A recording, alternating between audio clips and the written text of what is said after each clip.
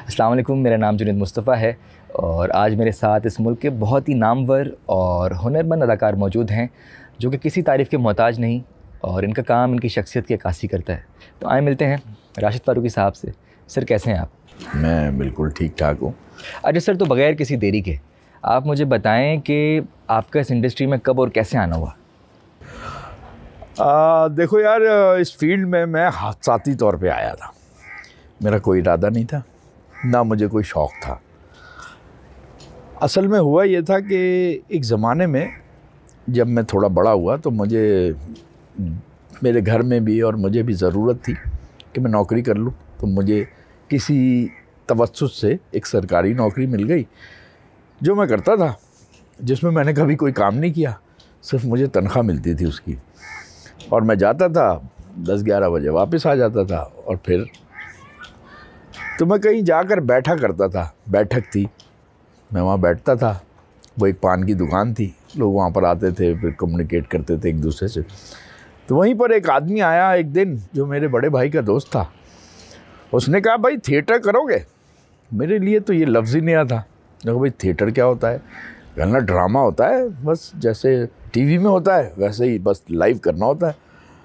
मैंने सोचा काम तो कुछ है नहीं। मैंने कहा हाँ करेंगे। कहने लगा आ जाओ। वो मुझे ले गया और वो फिर एक ऑडिटोरियम में उन्होंने परफॉर्म किया। मैंने जब परफॉर्म किया तो मुझे बड़ा मज़ा आया यार। पहली दफ़ा मैं लोगों के सामने कुछ कह रहा था। उससे पहले तक मैं बड़ा शाय इंसान होता था। तो मुझे महसूस हुआ कि मेरा कॉन्फिडेंस लेवल थोड़ा सा बेहतर हो गया है। मैं अंदर ही अंदर बड़ा खुश हुआ। फिर इस पर तालियाँ वालियाँ भी बजी। तो जब तालियाँ बजती हैं तो आदमी वैसे ही चौड़ा हो जाता है। तो मैं भी अंदर से बहुत ज़्यादा खुश हो गया। उसके बाद क्या हुआ कि वो थिएटर ग्रुप, जाहिर है कि वो नौजवानों का थिएटर ग्रुप था, उनकी तरजीहात बदली तो वो इधर उधर चले गए। मेरी तार तो जुड़ गई थी, मुझे तो मज़ा आ गया था। फिर मैंने तलाश करना शुरू कर दिया कि मैं इसको कैसे कंटिन्यू कर सकता हूँ। तो फिर मैंने ख़ुद अपना एक थिएटर ग्रुप क्रिएट करने की कोशिश की अपने दोस्तों को मिला के, और वो ग्रुप फिर टूट गया लेकिन मैं उससे जुड़ा रहा। फिर मैंने पता वता किया, जब स्ट्रगल की तो मालूम हुआ कि ये टीवी भी होता है। अच्छा, टीवी कैसे होता है? उनके पास चले जाओ। मैं उनके पास चला गया। गज़नफ़र साहब जो इंडस टीवी के ओनर थे, उस वक्त उन्होंने कंबाइंड प्रोडक्शन शुरू की थी। उनसे कहा जी मैं एक्टर हूँ। कहने लगे अच्छा एक्टर हो, हम भी एक काम कर रहे हैं, तुम्हें मौका देंगे। उन्होंने मुझे मौका दिया और वो अच्छा नहीं हुआ वो काम। अब मेरे लिए बड़ी अजीब सी बात थी कि अब मैं इसको कैसे कंटिन्यू करूं। काम तो मैंने अच्छा नहीं किया है।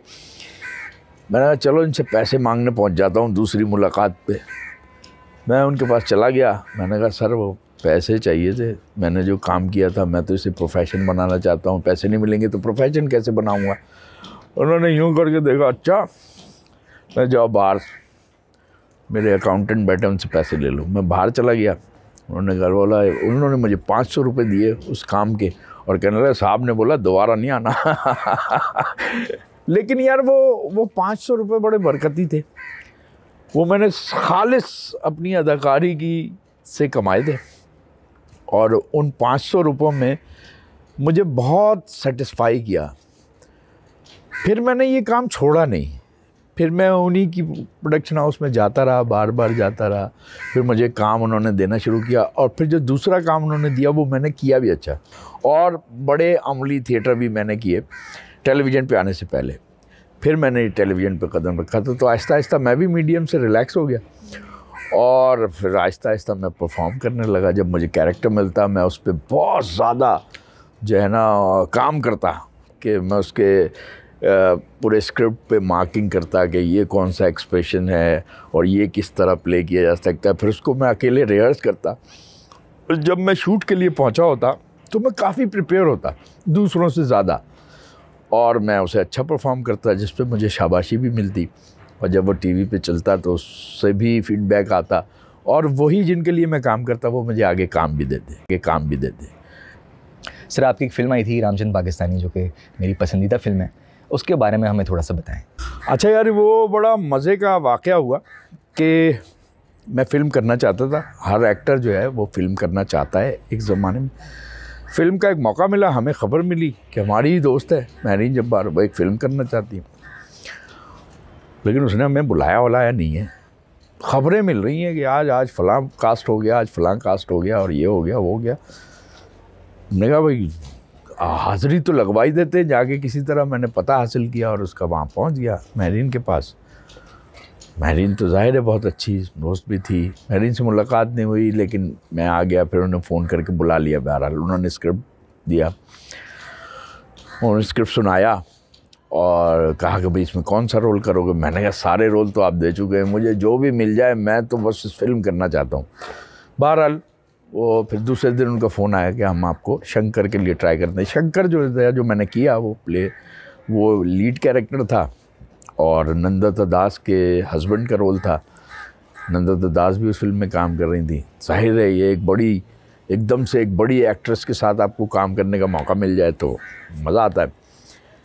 बहरहाल उन्होंने कहा भाई इसके लिए आपको वेट लूज़ करना पड़ेगा। मैंने काफ़ी चर्बी चढ़ाई हुई थी क्योंकि मैं टेलीविज़न करता था, पैसे वैसे आते थे, बड़े मज़े में ज़िंदगी गुजार रहा था। ये नहीं सोचा था कि किसी कैरेक्टर के लिए काम भी करना पड़ सकता है, क्योंकि वो एक थरी नौजवान का कैरेक्टर था, थरी आदमी का कैरेक्टर था। थर में लोग अमूमन मोटे नहीं होते क्योंकि खुराक की कमी होती है और पैदल बहुत चलना पड़ता है और बहुत सारी उसकी वजूहत होती है। बहरहाल तो मैंने काम शुरू कर दिया। अब उन्होंने कहा वेट लूज़ करना है, तो वेट लूज़ करने के लिए मेरे पास कोई साइंटिफिक तरीका तो था नहीं। तो मैंने सोचा कि खाना अगर कम खाया जाए, थर के लोग खाना कम खाते हैं और पैदल बहुत चलते हैं, तो ये दो चीज़ें अगर मैं पैदा कर लूँ तो शायद मेरा वज़न कम हो जाए। तो यही मैंने किया कि अपनी जो खुराक मैं डेली की खाता था वो आधी कर दी और पैदल चलना ज़्यादा कर दिया।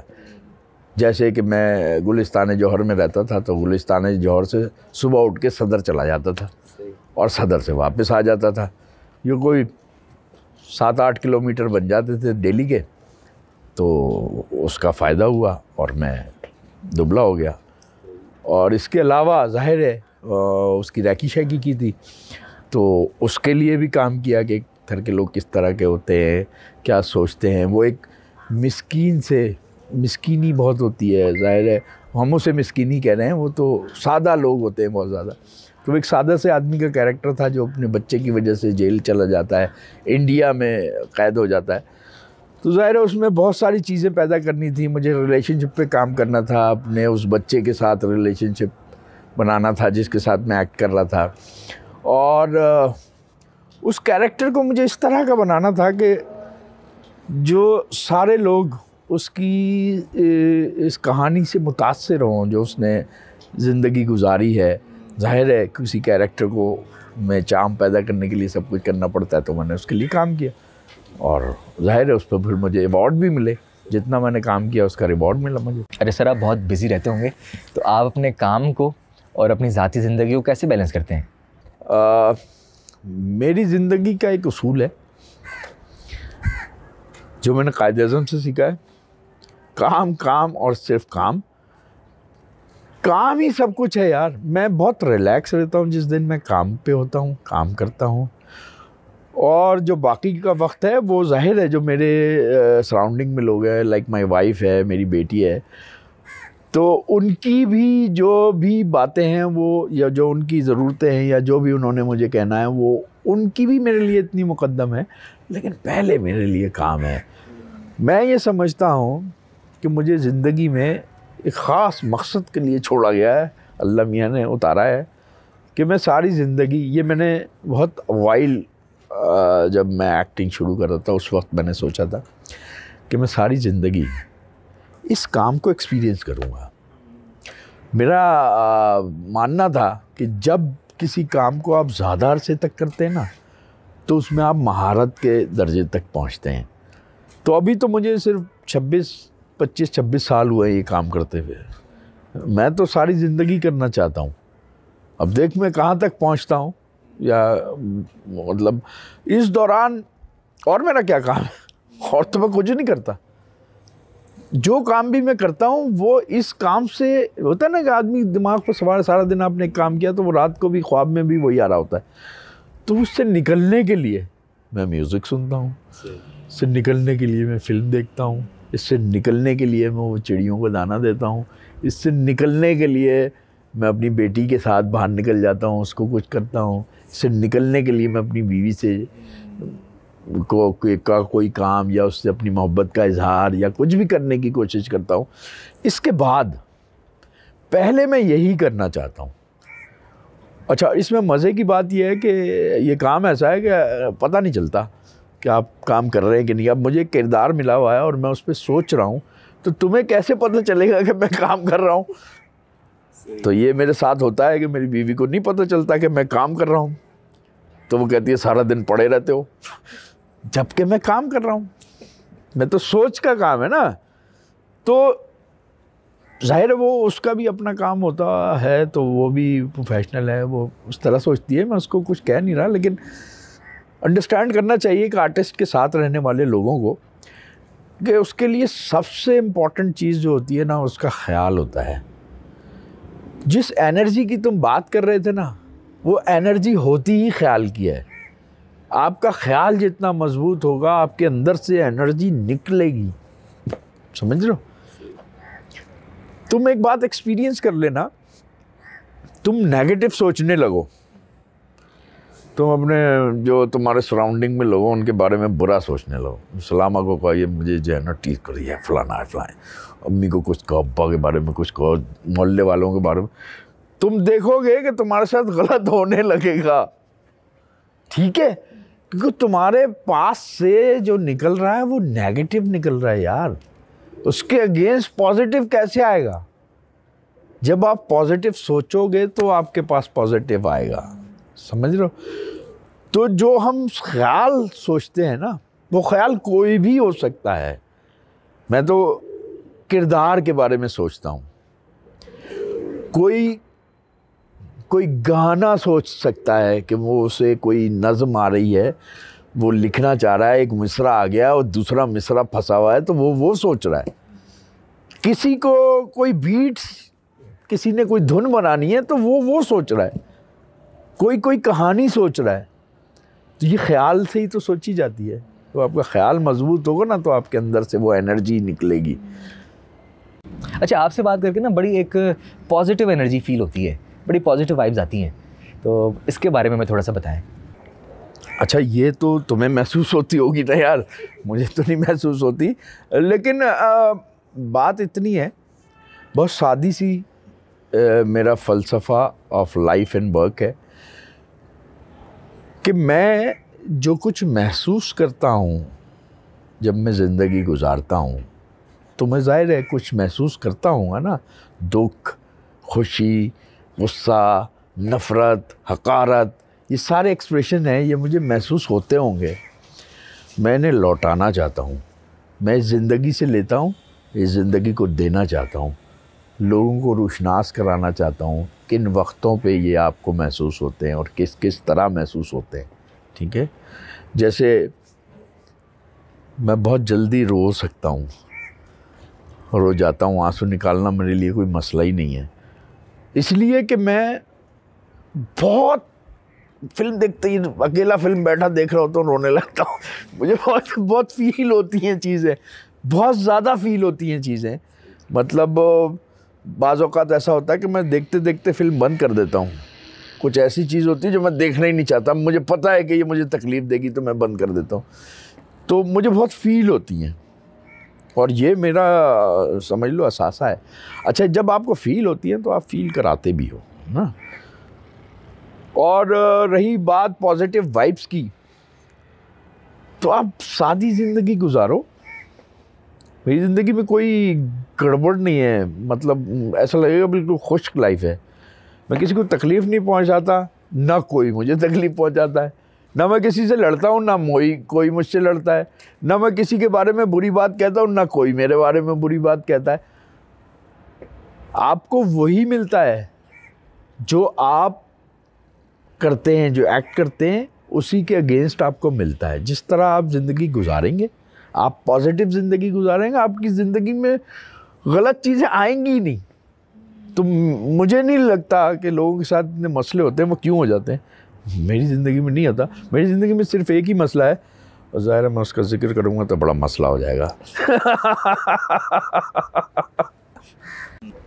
अच्छा, मेरा अगला सवाल थोड़ा अजीब सा है, क्योंकि आपने पाकिस्तान में तमाम बड़े डायरेक्टर के साथ काम किया हुआ है, पर क्या फिर भी कोई ऐसा डायरेक्टर है पाकिस्तान में या पाकिस्तान से बाहर जिनके साथ आप काम करने की ख्वाहिशमंद हो? यार मैं काम तो हर उस डायरेक्टर के साथ करना चाहता हूँ जो इस काम को करता है, जिसमें से बहुत सारे, अब मुझे पता नामवर तो बहुत सारे होते हैं ना, लेकिन मैं जानूंगा उसे तब जब मैं उसके साथ काम करूंगा। तो ऐसे बहुत सारे हैं जिनके साथ मैं दोबारा काम करना चाहता हूं, क्योंकि उनको मैं जान चुका हूं कि उनकी ज़िंदगी का भी वाहिद मकसद यही है कि ये काम करें। और मैं ख़ुद भी वर्कहोलिक किस्म का आदमी हूँ, मैं काम नहीं करूँ तो मेरे पेट में दर्द हो जाता है। मतलब अगर मुझे 4 दिन बिठा दिया जाए तो मैं बीमार हो जाऊँगा। मुझे रोज़ जो मैं दुनिया से हासिल करता हूँ मुझे उसे निकालना भी है, तो वो मुझे किसी न किसी काम में निकालना होता है, उसके बाद मैं रिलैक्स हो जाता हूँ। तो इसी तरह काम तो मैं चाहता हूँ कि जो बड़े से बड़ा डायरेक्टर है, अपने आप को समझता है, आए बस मेरे साथ काम करे, मैं उसके साथ काम करूं और उसको एक्सपीरियंस करूं, वो मुझे एक्सपीरियंस करे, और उससे हम दोनों की लर्निंग होगी ना यार। अच्छा सर, आपने कभी कोई ऐसा किरदार किया है जिसे करते वक्त आपको ये एहसास हो कि यार इसमें मज़ा नहीं आ रहा या ये अजीब सा लिखा हुआ है, कहाँ फंस गया हूँ? नहीं, अगर कोई किरदार ऐसा मिलता है कि मैं ये सोचूं कि ये कहाँ फंस गया, तो मैं उसे नहीं करता। बहुत मिलते हैं, जाहिर है, अमूमन किरदार नहीं होते, वो लोग ऐसे होते जिनकी वजह से मुझे छोड़ना पड़ता है। तो मैं ये सोचता भी हूँ कि ये मैं कहाँ फंस गया। और बड़ी ब्लेसिंग रही है मेरी ज़िंदगी में कि मुझे अल्लाह मियाँ ने इस तरह के लोगों से बचाया है। मतलब वो काम मेरा बनता ही नहीं जिस काम ने आगे अच्छा नहीं होना होता या जिसकी गेम बिगड़नी होती है, वो काम मैं नहीं कर पाता, खुद से नहीं, चाहता भी हूँ तो तब भी नहीं हो पाता, नहीं कर पाता, या मैं खुद मना कर देता हूँ या वो मुझे मना कर देते हैं, कुछ ऐसा हो जाता है। बाद में पता चलता है यार वो तो इसके साथ तो ये हो गया, मैंने कहा यार बड़ा अच्छा हुआ ये मैंने नहीं किया।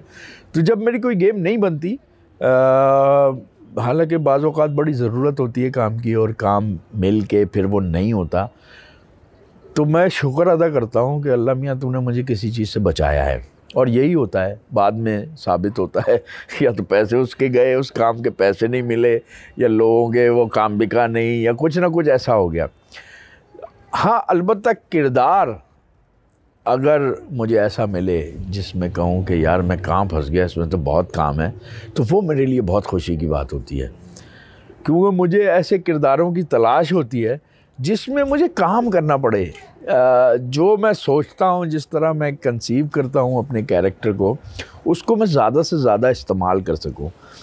शुरू से मेरी एक चीज़ रही है, मैं सोचता हूँ कि मैं एक्टिंग का स्टूडेंट हूँ, मैं एक्सप्लोर कर रहा हूँ कि एक्टिंग क्या है। तो जो चीज़ मेरे दिमाग में आती रहती है, जब तक मैं उसे एक्सपीरियंस नहीं करूँगा, उसे मैं इम्प्लीमेंट नहीं करूँगा, तो मुझे कैसे उसके बारे में पता चलेगा। तो मुझे ऐसे किरदारों की तलाश होती है जिसमें मुझे ज़्यादा काम करना पड़े। हाँ, ऐसे लोगों की तलाश नहीं होती जिनसे मुझे ज़रा सा वो हो कि ये सीरियस नहीं है। ऐसे लोग जो सीरियस नहीं होते ना, जैसे बहुत सारे लोग हैं जो इस काम के थ्रू कुछ और हासिल करना चाहते हैं। बज़ाहिर वो पैसे हैं उनके पास, वो पैसे ज़रूर लगा रहे हैं, लेकिन वो कुछ और हासिल करना चाह रहे हैं, वो मुझे भी काम नहीं करने देंगे, तो वो काम मैं नहीं करता। अच्छा राशिद, तो मुझे बताइएगा, पहले ज़माने की जो फ़िल्में होती थी उनको अगर हम एक कूज़े में बंद कर लें तो वो बस एक हीरो विलन की कहानी होती थी और उन्हीं पे ही पूरा नैरेटिव चल रहा होता था। पर आज हम देखते हैं कि भाई डिफरेंट कैरेक्टर्स होते हैं, बहुत सारे कैरेक्टर्स होते हैं, उनके डिफरेंट शेड्स होते हैं। इवन जो आपका हीरो विलन भी है, जो विलन है उसके भी आपको डिफरेंट शेड्स दिखाए जाते हैं, वो ब्लैक एंड वाइट में अब बात नहीं रही। तो इस डेवलपमेंट के बारे में आपका क्या ख्याल है? देखो यार, जैसे कि कोई भी चीज़ होती है, उसी तरह आर्ट भी होता है। आर्ट भी तरक्की करता है।